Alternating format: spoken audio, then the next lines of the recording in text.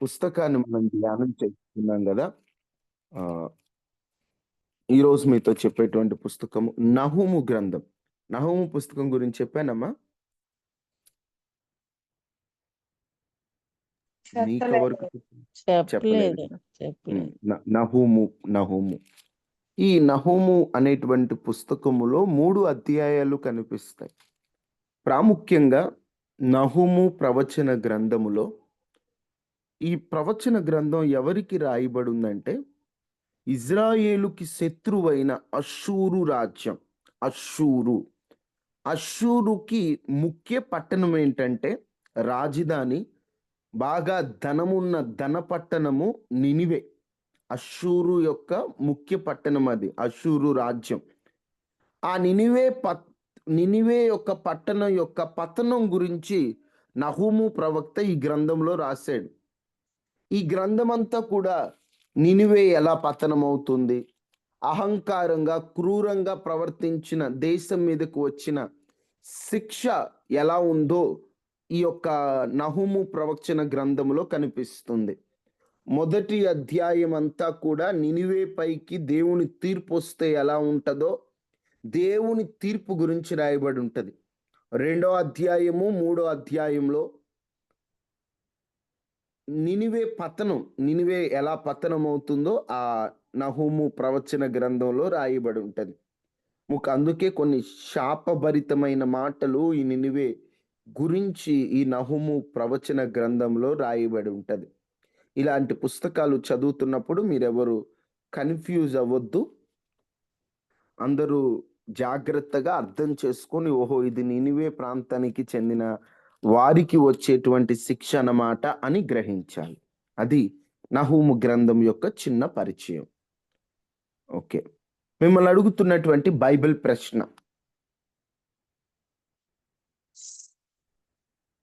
Ruth తండ్రి పేరేమిటి? బైబిల్లో రూత్ ఉంది కదా, రూతు తండ్రి పేరు ఏమిటి?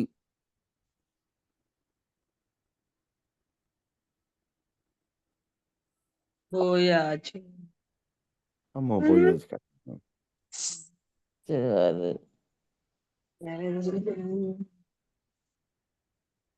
నేను అడిగిన కొంచెం ఆలోచించండి.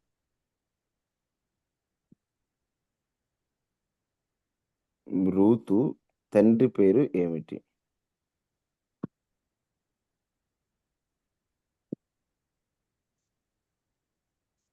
ఆలోచించండి. మీకు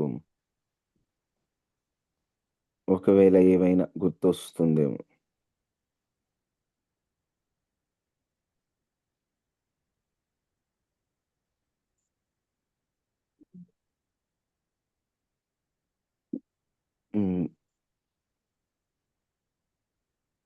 ఎవరికి జ్ఞాపకం రాలేదా?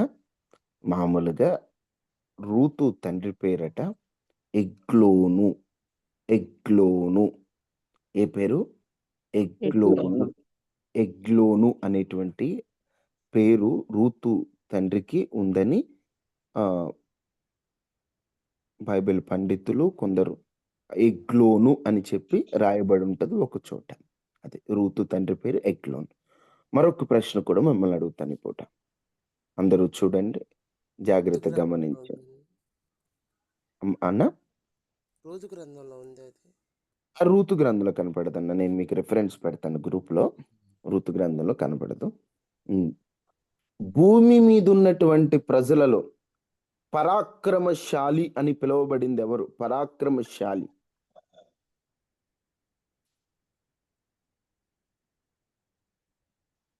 భూమి మీద ఉన్న ప్రజలలో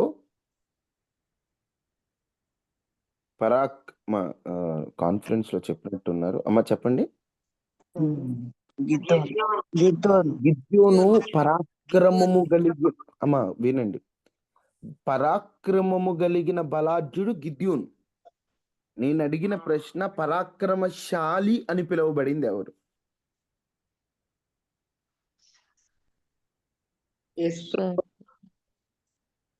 కాదు, మీకు ప్రాత నిబంధనలో ఒక మాట గుర్తు రావాలి. సంసోన్ కాదన్నా. పరాక్రమశాలి అని పిలువబడ్డాడు ఒక ఆయన. యోబునా బ్రదర్? యోబు కాదమ్మా. యాకోబా? కాదు కాదు.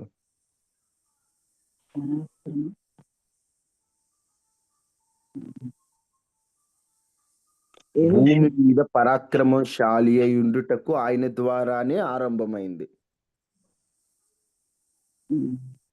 అతడు దేవుని ఎదుట పరాక్రమము కలిగిన వేటగాడు కూడా అన్నారు. ఎవరాయన? నోవాహు తమ్ముడు. నోవాహు కాదక్క. ఆదికాండం 10వ అధ్యాయం 8, 9. 8 మీకు గుర్తు పెట్టుకోండి పేరు. ఆదికాండము 10వ అధ్యాయం 8వ వచనంలో అతడు భూమి మీద కూషు నిమ్రోదును కనెను. అతడు భూమి మీద పరాక్రమశాలి ఉండుటకు ఆరంభించెను. అతడు యెహోవా ఎదుట పరాక్రమము కలిగిన వేటగాడు. యెహోవా ఎదుట పరాక్రమము గల వేటగాడని నిమ్రోదు వలె అనే లోకోక్తి కలదు. ఇప్పుడు చెప్పండి, భూమి మీద ఉన్నటువంటి వారిలో పరాక్రమశాలి అని పిలువబడింది ఎవరు? నిమ్రోదు. అమ్మా అందరూ చెప్పండి, ఎవరు? నిమ్రోదు అనేటువంటి ఆయన భూమి మీద ఉన్నటువంటి వారిలో పరాక్రమశాలిగా పిలువబడినటువంటి వ్యక్తి అన్నమాట. ఓకే, మనం ఇక దేవుని వాక్యంలోకి వెళ్ళిపోదాం. ఇప్పటికే సమయం చాలా ఆలస్యం అయిపోయింది. చాలా రోజులు అవుతుంది బైబిల్ ప్రశ్న అడగక అని చెప్పి ఈరోజు మిమ్మల్ని ప్రశ్న అడిగాను. వచ్చిన ప్రార్థన చేసుకొని మన వాక్యంలోకి వెళ్ళిపోదాం. అమ్మ ప్రైజ్ లార్డ్.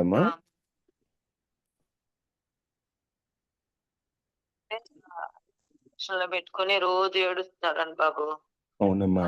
వైఎస్ రాజశేఖరు రోజు అదే ఏడుస్తున్నాడంట. వాళ్ళ మా ఆయన బైబిల్ తీసుకొని ఆ జపదండ దిగిపోతే జపదండ తెగిపోయిందని ఏడుస్తున్నాడంట. అయ్యో. పిల్లలేమో ఏందని అడిగితే మా తాత చచ్చిపోయేటట్టు చూశాడని చెబుతాడంట. అని ఇంకా ఏడుస్తూనే ఉన్నాడు. 2 నెలలు అయిపోయింది అయినా ఏడుస్తున్నాడంట. మనిషి సన్నగైపోయి కళ్ళు అన్ని పీక్కుపోయి ఉన్నాడు. పేరేంటమ్మా బాబు పేరు? వైఎస్ రాజశేఖర్. వైఎస్ రాజశేఖర్ అని పెట్టు. మనందరం కూడా వాక్యంలోకి వెళ్ళబోయే ముందు చిన్న ప్రార్థన చేద్దామమ్మా. వైఎస్ రాజశేఖర్ బాబు పేరు. బాబు వాళ్ళ తాతయ్య గారిని కోల్పోయి అన్నాడు. వాళ్ళ తాతయ్య గారు గుర్తొస్తూ ఉంటే బాబు డిప్రెషన్లోకి వెళ్ళిపోయి ఆరోగ్యం పాడైపోయింది. ఆ బాబు ఆరోగ్యవంతునిగా ఉంటున్నట్లు చిన్న ప్రార్థన చేద్దామా అందరం? అలాంటి పిల్లల కొరకు మనం ప్రార్థన చేయాలి.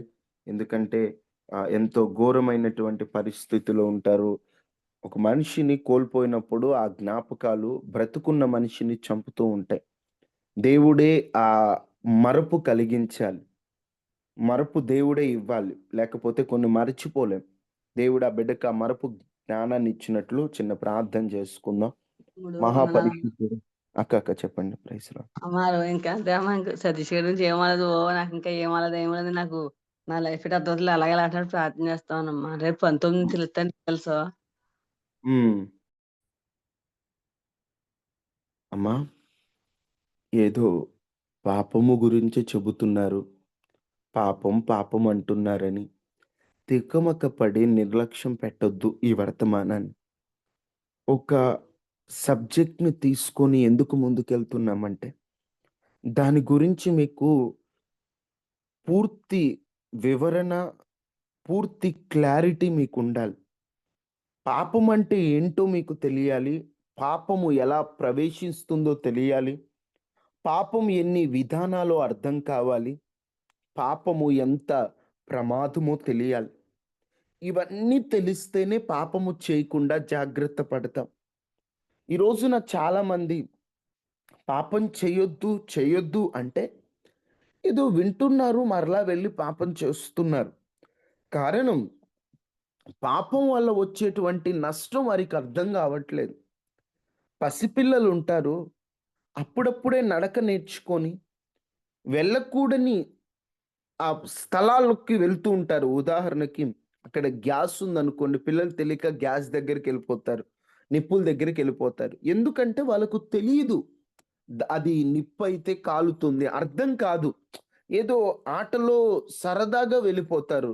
ఏదైనా కాల్చుకోనో, ఏదైనా దెబ్బలు తగిలించుకొనో వస్తుంటారు. వారికి అర్థం కాదు. అలాగనే పాపము యొక్క నష్టం మనకు అర్థం కాకే మనం పాపంలోకెళ్తున్నాం. ఒక్కసారి పాపం యొక్క నష్టాన్ని గనక మనం గమనించినట్లయితే, పాపం మనల్ని ఎంత ఇబ్బంది పెడుతుందో మనకు తెలిసినట్లయితే, మనం ఆ పాపం చేయమండి. చాలామంది నేను పాపములో నుండి బయట రాలేకపోతున్నాను, పాపానికి అలవాటైపోయాను, పాపము లేకుండా నేను ఉండలేను అంటుంటారు. కానీ గుర్తుపెట్టుకోండి, ఆ పాపము యొక్క నష్టాన్ని ఆ వ్యక్తి గమనిస్తే ఆ పాపంలో ఉండలేడు. విడిచి బయటకొచ్చేస్తాడు. ఎందుకంటే దాని యొక్క నష్టం అర్థం గాక. వాడు ఆ పాపములో ఆనందించడమే తెలుసుకున్నాడు గానీ, పాపం తర్వాత వచ్చే కీడు వారికి అర్థం గావట్ల. అందుకే పాపంలోనే వారు బ్రతుకుతున్నారు. మనము ఆ పాపం యొక్క నష్టం ఎలా ఉంటదో, ఆ పాపం ఎంత ప్రమాదకరమో మనం తెలుసుకున్నట్లయితే, ఆ పాపములోకి మనం వెళ్ళం. ఈరోజు చాలామంది కొన్ని పాపాలలో బందీలై ఉన్నారు. అది ఏ పాపమైనా మీరు బయటికి రండి. యేసయ్య మిమ్మల్ని విడిపిస్తాడు. ఒకవేళ అక్రమ సంబంధమైన పాపమా? అబద్ధాలనే పాపమా? కామ వికార చేష్టలనేటువంటి పాపమా? అన్యాయం అనేటువంటి పాపమా? ఏ పాపంలో నువ్వున్నా, ఏ పాపంలో నువ్వున్నా, ఆ పాపంలో నుండి బయటికి రావడానికి నువ్వు ప్రయత్నం చేయాలి.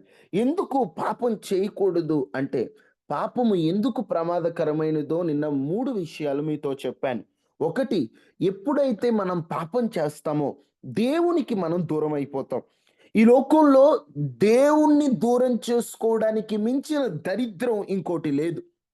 అన్నీ ఉన్నా దేవుడు లేకపోతే వ్యర్థమే. దేవుడు ఉంటే ఏమీ లేకపోయినా అన్నీ ఉన్నట్టే. దేవుడు మనతో ఉంటే ఓ ధైర్యం మనతో ఉంటుంది. దేవుడు మనతో ఉంటే ఆయనే మనల్ని పోషిస్తాడు. దేవుడు మనతో ఉంటే అన్నీ దేవుడే మనకిస్తాడు. ఈ రోజున పాపం చేశామంటే మనం దేవునికి దూరం అయిపోతాం. పాపములో ఉన్నటువంటి మనిషి దేవునిలో ఉండలేడు. అందుకనే ఒక్కొక్కసారి పాపం చేస్తున్నప్పుడు ప్రార్థన చేసుకోబుద్ధి గాదు. మనసారా ఆరాధించబుద్ధి గాదు. ప్రభువుని స్తుతించబుద్ధి గాదు. కారణం పాపము దేవునికి దూరం చేస్తుంది. చాలామంది ఈ గిల్టీతోనే ప్రార్థనలోకి రావట్ల. చాలామంది ఈ గిల్టీతోనే దేవునిలో ఉండట్ల. చాలామంది ఈ గిల్టీతోనే దేవునికి పూర్తిగా దూరం అయిపోతున్నారు. పాపము అంత డేంజర్. దేవునికి దూరం చేసేస్తుంది. నీకు ఒక్కొక్కసారి సడన్‌గా ప్రార్థన చేసుకోబుద్ధి కావట్లేదా?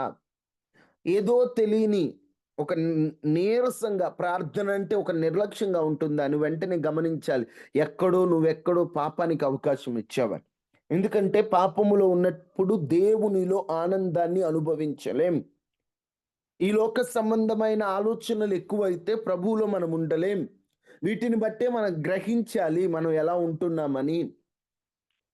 2, ఒక మనిషి పాపము చేయడం ద్వారా అనుభవించేటువంటి రెండవ నష్టం ఏంటి? నిన్న మీతో చెప్పాను. జ్ఞానాన్ని కలుగజేస్తుంది. పాపము అంధకారాన్ని కలుగజేస్తుంది. ఆ అంధకారం కలగజేయడం ద్వారా ఏం చేస్తున్నామో అర్థం కాదు. చాలా మంది ఈ అంధకారంలోకి వెళ్ళిపోయారు. తాగుతాడు, కుటుంబాల్లో ఇబ్బందులు పెడతాడు. కానీ అర్థం కాదు అతనికి. నేనేం తక్కువ చేశాను? నా భార్యను బాగా చూసుకుంటున్నానంటాడు. అరే బాబు, నువ్వు తాగటం వల్ల నీ భార్య ఏడుస్తుందిరా, నీకేమైనా అయితే ఆమె పరిస్థితి ఏంటి అంటున్నా, నాకేమైద్ది? నాది స్ట్రాంగ్ బాడీ అంటాడు. ఏదైనా లివర్ పాడైపోతే, ఏదైనా రోగం వచ్చిందనుకోండి, అప్పుడు ప్రార్థించమని మా దగ్గరకు వస్తూ ఉంటారు. మేము ప్రార్థన చేస్తాం ఎవరికైనా దేవుడు స్వస్థపరచాలనే మా ఆశ. కానీ ఎంత ప్రార్థన చేసినా దేవుని కోపం గనక అక్కడ వచ్చిందంటే మేమేం ప్రార్థన చేసిన ఉపయోగం ఏమి? చేతులారా వద్దు వద్దు వద్దు అంటున్న ఆ పాపం అంత అంధకారంలోకి తీసుకొచ్చింది. ఎన్ని కుటుంబాలు అక్రమ సంబంధాలు, కొన్ని కుటుంబాలలో ఈ అక్రమ సంబంధాల ద్వారా కుటుంబం ఎంత పాడైపోతుందో కూడా వాళ్ళకి అర్థం కాదు. కుటుంబాలు ఎంత నాశనం అవుతున్నాయో కూడా అర్థం కాదండి. అయ్యో నా భార్య లేదా నా భర్త, నా పిల్లలు, నేను వీళ్ళని వదిలేసి అసలు ఈ పరాయి పురుషునితో నాకేంటి, ఈ పరాయి స్త్రీతో నాకేంటి, ఛీ అనేటువంటి మనసు ఉండదు. పరాయి వాళ్ళతో మాట్లాడడం సరదాగా ఉంటది. అంటే అంధకారం, పాపం కళ్ళు కప్పేస్తది. ఎంత దిగజారిపోతున్న జనాలకేమో ఛీ అనిపిస్తుంటది. వాళ్ళకేమో అసలు కొంచెం గూడా గిల్టీ గూడా ఉండదు. అసలు సంతోషంగా తిరుగుతారు. సిగ్గు లేకుండా తిరుగుతారు. ఒక అచ్చమైన తెలుగులో చెప్పాలంటే. కారణం పాపం అంత అంధకారంలోకి తీసుకెళ్ళిపోద్దండి. ఒకసారి గ్రహించండి నిన్న చెప్పిన పాయింట్‌లన్నీ. పాపం అంత డేంజరు ఈరోజు అర్థం కావట్లా చాలా మందికి. ఎంత ప్రార్థన చేయాలో ఈ పాపం నుండి బయటపడినట్లుగా మనమైనా మన కుటుంబాలే. ఎందుకంటే ఒక్కసారి పాపంలోకి వెళ్ళిపోయావంటే నీవు దానికి దాసుడివే. పాపము చేయి ప్రతివాడును పాపమునకు దాసుడే. బానిసలు ఇక ఏమి లేదు, అది ఆడిస్తది ఆట. రిమోట్ కార్ తెలుసు కదా! మనం ఎటు తిప్పితే అటు తిరుగుద్ది. ఇంకంతే, నువ్వు సాతాను చేతులు రిమోట్‌వే. వాడు తిప్పుతాడు. ఎటు తిప్పాలంటే అటు తిప్పుతాడు నిన్ను. అందుకే తాగిన మైకంలో తల్లిని కొడతాడు. తాగిన మైకంలో ఏం చేస్తాడో అర్థం కాదు. నేను తాగి మాట్లాడాను అంటుంటాడు. మందు మనిషిని తాగిద్దా? మనిషి మందుని తాగుతాడా? బానిసలు పాపం అట్ట చేస్తుంది. మందే మనిషిని దాగినట్లుగా. అంటే మందే మనిషిని గైడ్ చేస్తది. అంత బానిసలోకెళ్ళిపోతాడండి మనిషి. అంత డేంజరస్‌లోకెళ్ళిపోతాడు. అర్థం కావట్లేదు ఈ రోజున. ప్రార్థనకు రమ్మంటే కష్టం. ఎందుకంటే పాపం ఉందిగా. అది అంధకారం కలుగజేస్తది. ఆత్మ సంబంధమైనవి చూడనివ్వదు. ఆత్మ సంబంధమైన వాటి వైపు ఎళ్ళనివ్వదు. గంట దేవుని సన్నిధిలో కూర్చోడానికి 100 సాకులు చెప్తాడు. సినిమా హాలుకెళ్ళడానికి, పనికిరాని తిరుగులు తిరగటానికి, ముసలమ్మ ముచ్చట్లు పెట్టుకోవడానికి, వ్యర్థమైనటువంటి మాటలు మాట్లాడడానికి మాత్రం అసలు టైంతోనే పని లేదు. శుభ్రంగా వెళ్ళిపోతా ఉంటాడు. ఒకటే మీతో చెప్పేది. పాపం ఎంత ప్రమాదకరమో మీరు అర్థం చేసుకోగలిగితే, చిన్నది కూడా మీ దగ్గరికి రానివ్వడు. ఇప్పుడు పాము పిల్లుంది. చిన్నపిల్లే లేని పాము పిల్లలు ఎవరైనా పెంచుకుంటున్నారా? విషం ఉన్న పాము పిల్లల్ని. పెంచుకో. చిన్నదైనా పెద్దదైనా విషం ఉందండి. ఎప్పటికైనా కాటేస్తది అంటాం. చిన్న పాము పిల్ల అంత విషం ఉంటే, చిన్న పాపంలో కూడా విషం దాగుంటది. చిన్నది, పెద్దది అనేది తరువాత. ఏ పాపమైనా విడిచిపెట్టండి. అది సెల్ ఫోన్ ఎడిక్షన్ అయినా అదే. ఫోనులు గంటలు వాడడం కూడా పాపమే. రోజు మనం ఎంత పాపంలో ఉన్నామో గ్రహించాలి. ఏం మాట్లాడుతున్నా, ఏం చూస్తున్నా, ఎలాగ ప్రవర్తిస్తున్నా, ఎన్నాళ్ళవుతుంది మనం ప్రార్థనల్లోకొచ్చి? ఏది మనలో వచ్చేటువంటి మార్పు? మాట మారిందా? చూపు మారిందా? తలంపులు మారాయా? నడక మారిందా? నడత మారిందా? నీ విధి విధానాలు మారాయా? ఇవేవి మారకుండా ఊరికే నేను బానే ఉన్నానంటే, నా కళ్ళైతే కప్పగలవు. దేవుని కళ్ళు కప్పగలవా? ఆలోచించండి. 2 పాపం ఎప్పుడైతే మనలోకొస్తుందో అది మనల్ని అంధకారంలో తీసుకెళ్తుంది. అందుకే దానికి బానిసలైపోతుంటాం. అందుకే ఎంత నష్టమైనా మనకు అర్థం కాదు. దుష్టులకు నెమ్మది ఉండదు అని దేవుడు చెప్పాడు. పాపం చేసినంత కాలం ప్రశాంతత ఉండదండి. నిజం చెప్తున్నా. పాపం చేసినంత కాలం నువ్వు సంతోషంగా ఉండలేవు. ఏదో పాపంలో ఆనందిస్తావేమో, నిజమైన సంతోషం ఉండదు. ఆ పాపం చేసిన నాళ్ళు నెమ్మది ఉండదు. ఏదో తెలియని భయం, ఏదో తెలియని బాధ, ఏదో తెలియని వేదన జీవితాలను నాశనం చేస్తావు. కొంతమంది ఇవి అనుభవిస్తూ కూడా ఇంకా విడిచిపెట్టలేకపోతున్నారు ఆ పాపాన్ని. ఏదైతే పాపంలా నీకు దేవుడు ప్రేరేపిస్తున్నాడో దాన్ని విడిచిపెట్టు. 3 ఆశీర్వాదాన్ని పొందలేము. ఆశీర్వాదాన్ని పొందనివ్వకుండా చేస్తుంది పాపం. దేవుడు నిన్ను పిలిచింది ఆశీర్వదించడానికి. దేవుడు నిన్ను కావాలనుకుంది ఆశీర్వదించడానికి. కానీ నువ్వు గనక పాపానికి స్థానం ఇచ్చావంటే చేతులారా దీవెన పోగొట్టుకుంటావు. చేతులారా. కయ్యను అర్పణను దేవుడు లక్ష్య పెట్టకపోవడానికి, కయ్యను మీద దేవునికి పర్సనల్ కోపం ఏం కాదు. తను కరెక్ట్‌గా లేడు. హేబేలును అతని అర్పణ దేవుడు లక్ష్యం చేశాడు.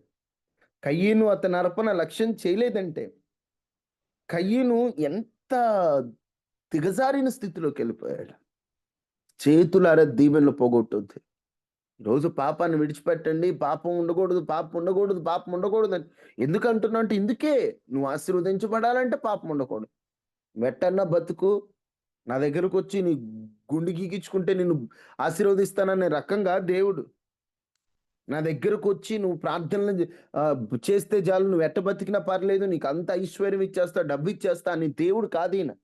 రే మొదట నువ్వు కావాలి, నీ అర్పణ నెక్స్ట్, మొత్తం నిన్ను లక్ష్యం చేయాలంటాడు. అందుకని కుటుంబాలలో సంతోషం సమాధానం ఉండునట్లుగా, మీరు ఆశీర్వదింపబడినట్లుగా దయచేసి పాపము నుండి విడుదల పొందండి. ఇంకొక మాట చెప్పి రేపటి నుండి ఈ పాపములో నుండి ఎలా బయటికి రావాలో రేపటి చెప్తాను. ఇంకొక మాట, రోమా 3:23 అందరికీ తెలిసిన వచనమే.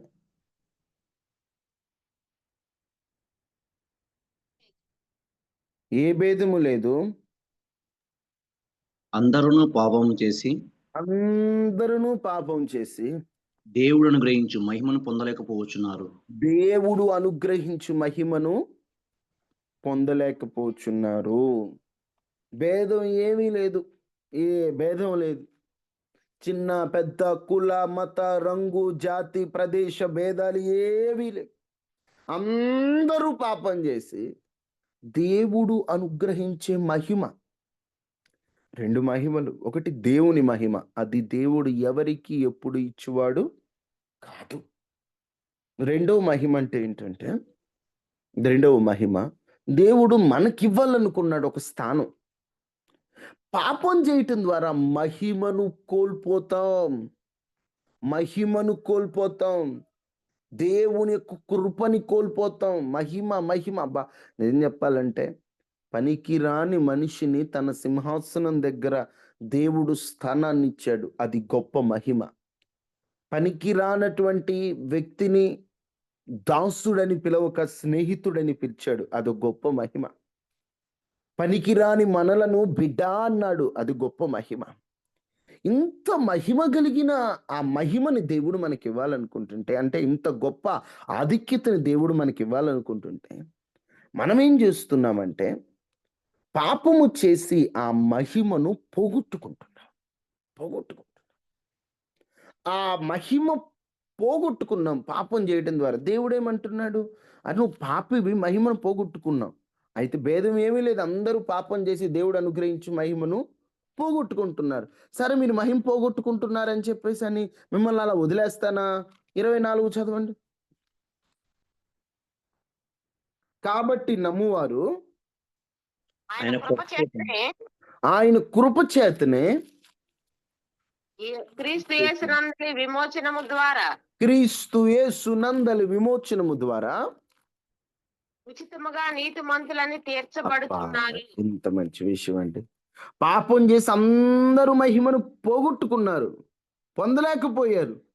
కాబట్టి యేసుక్రీస్తును నమ్మితే ఆయన ద్వారా ఉచితముగా నీతిమంతులమైపోయామండి. ఒక మాటలో చెప్పాలంటే, పాపం చేయడం ద్వారా 4 దేవుని మహిమను పోగొట్టుకుంటాం. అందుకనే దేవుడు మనల్ని నీతిమంతులుగా మారుస్తానంటున్నాడు. ఈరోజు ఏ పాపం ద్వారా నువ్వు దేవుని మహిమను పోగొట్టుకుంటున్నావు? నీకు చాలా ఆత్మ సంబంధమైనటువంటి గొప్ప స్థాయిలో నేను ఉంచాలని దేవునికి ఒక ప్రణాళిక ఉంది. ఇస్కరియోతు యూదా గురించి ఎన్నోసార్లు మీతో అన్నాను. పేతురు తప్పు చేశాడు, ఒప్పుకున్నాడు. 3,000 మందికి 5,000 మందికి బాప్తీసాలు ఇచ్చే గొప్ప దైవజనుడిగా, యేసుక్రీస్తు ప్రభు తర్వాత మంచి సేవ చేసినటువంటి సేవకులలో ఈయన ఒక ముఖ్యుడిగా ఉన్నాడు. ఇస్కరియోతు యూదా మాత్రం ఉరేసుకొని చనిపోయాడు. అదే ఇస్కరియోతు యూదా గనక పాపాన్ని ఒప్పుకొని ఉంటే అతడు ఎంత మహిమను పొందేవాడంటే, కొంతమంది దైవజనులు అంటారు, పౌలు గారు ఇస్కరియోతు యూదా బదులు వాడబడుతున్నాడు అంటారు. అంటే దేవుడిచ్చిన అభిషేకం, పౌలుకి ఎంత అభిషేకం ఉందో అంత అభిషేకం ఉండేదట యోధాకి. పోయింది పాపం ద్వారా. ఆశించాడు, చివరికి ఎలా అయిపోయాడంటే దేవుని శిష్యుడని పిలువబడినటువంటి ఈయన కూడా ఓ దిక్కులేనోడిగా ఊరేసుకొని చనిపోయేంత పరిస్థితి వచ్చేసింది. తాను సంపాదించిన ఆ డబ్బుని తానేం అనుభవించాల. పాపం అతనికి చివరికి మహిమను పోగొట్టింది. ఈరోజు దేవునికి ఎంతో ఆత్మ సంబంధమైన ఆధిక్యతలు ఇవ్వాలనుకుంటున్నాడు. అది నీ చేత సేవ చేయించడం కానీ, నీ చేత సువార్త చేయించడం కానీ, నీ పట్ల దేవుడికి ఒక మంచి ఉద్దేశం ఉంది. నువ్వు ఆయన పని చేయాలి, నువ్వు ఆయన పనిలో వాడబడాలి. నీకు తలాంత్ ఇచ్చాడు. అది మాట్లాడే తలంతైనా, అది పాడే తలంతైనా, అది ప్రభువుని స్తుతించే ఏదో ఒకటి నీకు ఇచ్చింది. అది ఇచ్చాడు కానీ నువ్వు పాపం చేయడం ద్వారా నువ్వు వాడబడలేకపోతున్నావు. ఆ మహిమను పొందలేకపోతున్నావు, ఆ గొప్ప కృపను పొందలేకపోతున్నావు. దేవుడికి ఆశ ఉంది, ఇదిగో నా బిడ్డ చేత నేను సువార్త చేయించాలి అని. కానీ నువ్వు పాపం చేస్తావు, ఇంకా దేవుడు నిన్ను ఎలా వాడుకుంటాడు? దేవుడు నిన్ను వాడుకోవాలంటే నువ్వు పరిశుద్ధమైన పాత్రగా, దేవుడికి కావాల్సింది ఎన్నోసార్లు మీతో చెప్తాను, దేవుడికి కావాల్సింది గొప్పదా పనికిరానిదా ఇదంతా కాదు. ఆయన కావాల్సింది పరిశుద్ధమైనది, కడగబడిన పాత్ర. గొప్ప ఇంటిలో వెండి ఉంది, బంగారం ఉంది, మట్టి ఉంది, చెక్క ఉంది. కానీ యజమానుడు వాడుకొనుటకు అర్హమైన పాత్ర ఏంటి? కడగబడిన పాత్ర. దేవుడు నిన్ను వాడుకోవాలంటే నువ్వు గొప్పోడా, ఏ కులం, ఏ ధనం, ఏ బలం, ఏ ఊరు మంది, ఏం చూడ్డు. నువ్వు ఎలా ఉన్నావు? నువ్వు కడగబడ్డావా, పరిశుద్ధంగా ఉన్నావా? ఓకే, వాడుకుంటారా నా పనిలో, వాడుకుంటాను రా అంటాడు. నువ్వు గనక కడగబడకుండా పాపంలోనే ఉండి గొప్పగా నేను వాడబడాలని ఆశ అడియాసులు అయిపోతాయి. నువ్వు ముందు నువ్వు కడుక్కో, దేవుడు నేను వాడుకుంటాడు. రోజు చాలా మంది పట్ల దేవునికి ప్రణాళిక ఉంది. మరి ముఖ్యంగా ఈ వాక్యం వింటున్న నీ పట్ల దేవునికి ఒక ఉద్దేశం ఉంది, నీ పట్ల దేవునికి ఒక ఆలోచన ఉంది, నీ పట్ల దేవునికి ఒక తలంపు ఉంది, నీ పట్ల దేవునికి ఒక ఆలోచన ఉంది. కానీ నువ్వు పాపం చేయటం ద్వారా దేవుడు నిన్ను వాడుకోలేకపోతున్నాడు. ఇప్పటికైనా నువ్వు పాపాన్ని విడిచిపెట్టగలిగితే, ఇప్పటికైనా పాపాన్ని వదిలిపెట్టగలిగితే, నువ్వు పోగొట్టుకున్న మహిమనంతా తిరిగి దేవునికి ఇవ్వబోతున్నాడు. దేవుడు నిన్ను గొప్పగా వాడుకోబోతున్నాడు. దేవుడు నీ చేత తన సేవ చేయించుకోబోతున్నాడు. దేవుడు నిన్ను బలమైనటువంటి ఆయుధముగా దేవుడు నిన్ను ఉపయోగించబోతున్నాడు. నీవు దేవుని పనిలో వాడబడాలి, నీవు దేవుని పనిలో ఉపయోగపడాలి. దేవుని పనిలో నీవు ఒక బలమైనటువంటి సాధనగా నువ్వు వాడబడాలి. అదే దేవుని ఆశ. కక్కులు పెట్టబడిన పదును గల కొత్తదైన నురిపిడి మ్రానుగా దేవుడు నిన్ను నియమించాలనుకుంటున్నాడు. నువ్వు సింహములను, నాగుపాములను అనగదొక్కేటువంటి స్థితిలో దేవుడు నిన్ను వాడుకోవాలనుకుంటున్నాడు. రాజులు, రాజ్యాలు కూడా నీ మాట వినేటువంటి స్థితిలో దేవుడు నిన్ను వాడుకోబోతున్నాడు. ఇర్మియాకి అభిషేకం ఇచ్చాడు, యెషయాకి అభిషేకం ఇచ్చాడు. అదే అభిషేకాన్ని నీకు ఇచ్చి దేవుడు నిన్ను వాడుకోవాలనుకుంటున్నాడు. ఒకవేళ నువ్వు స్త్రీవా, ఎలా అయితే దెబోరా ధైర్యంగా నిలబడిందో, ఎలా అయితే ఆనాడు సీసెరా అనే రాజుని, యాయేలు అనేటువంటి ఆమె ఎంత జ్ఞానంతో చంపిందో, శత్రువుని చంపగలిగినటువంటి స్థితిలో దేవుడు నిన్ను వాడుకోవాలనుకుంటున్నాడు. నువ్వు చేయవలసిన పని ఒకటే, నీ జీవితంలో పాపము ద్వారా ఏవైతే నువ్వు దేవుని నుండి దూరం అయిపోయావు అవన్నీ దేవుని సన్నిధిలో ఒప్పుకొని, పాపము గనక నువ్వు విడిచిపెడితే మహిమ కలిగినటువంటి కృప దేవునికి ఇవ్వబోతున్నాడు. మహిమ కలిగినటువంటి రీతిలో దేవుని నిన్ను వాడుకోబోతున్నాడు. నువ్వు కొన్ని విడిచిపెట్టట్లు, అందుకే దేవుడు నేను ఇంకా వాడుకోవట్లేదు. ఒకసారి వాటిని వదిలిపెట్టు. ఎలా వాడుకుంటాడంటే నువ్వే ఆశ్చర్యపోయే రీతిగా. దేవుని చేత వాడబడుతున్నటువంటి వారు ఎవరైనా గొప్ప గొప్ప తలాంతులు ఉన్నోళ్ళేం కాదు, అన్నీ ఆయనే ఇచ్చి వాడుకుంటున్నాడు. ఒక్కసారి ఆయన పట్టుకున్నాడంటే నీకు అసలు ఏమి తెలియదా, నాకేం తెలియదయ్యా, నా మొహం నాకేం తెలుసు నువ్వు అనుకుంటున్నా, పనికి రాని వాడిని కూడా దేవుడు నిలబెట్టగలడు ఆయన చేతికి అప్పగించుకుంటే. అందుకు ఈ విషయంలో నేనే ప్రధాన సాక్షిని అని చెప్తాను. నాకు ఏ జ్ఞానం లేదు, నాకు మాట్లాడడం ఇప్పటికీ రాదు. ఎవరైనా అక్క వాళ్ళు ఇప్పుడు ఫోన్ చేసినా, పెద్దవాళ్ళు ఎవరు ఫోన్ చేసినా ఇప్పటికీ నేను తడబడతాను. ఏం మాట్లాడాలో అర్థం కాదు, ఎలా ఫోన్ పెట్టేయాలో కూడా అర్థం కాదు, అంత అజ్ఞాని. అలాంటిది ఈ రోజుకి ప్రసంగం చెప్పగలుగుతున్నాను, ప్రతిరోజు దేవుని మాటలు పలకగలుగుతున్నానంటే ఆయన వాడుకున్నాడు. నాదేమీ లేదు, ఐఎమ్ జీరో, నేను సున్నా. దేవుడు వాడుకోవాలనుకుంటే, దేవుడు ఉపయోగించాలనుకుంటే మనం ఎంత, దేవుడే వాడుకుంటాడు అంతే. ఏమీ లేదయ్యా నాకంటే, నువ్వు రారా ఫస్ట్, నీకెందుకు, నేను ఇస్తాగా. నాకు మాట్లాడడం రాదయ్యా, నేను ఎన్నోసార్లు ప్రభు నాకు మాట్లాడడం రాదు, నేను వెను తిరుగుతాను వల్ల కాదంటే, నేను వాడుకుంటాను రా అయ్యా. ఈ నిందలు, ఈ అవమానాలు, ఈ మాటలు నేను భరించలేకపోతున్నానయ్యా, రా నేను వాడుకుంటాను. ఆయన వాడుకుంటున్నాడు కాబట్టి వాడబడుతున్నాం. ఈరోజు నిన్ను వాడుకోవాలనుకుంటున్నాడు.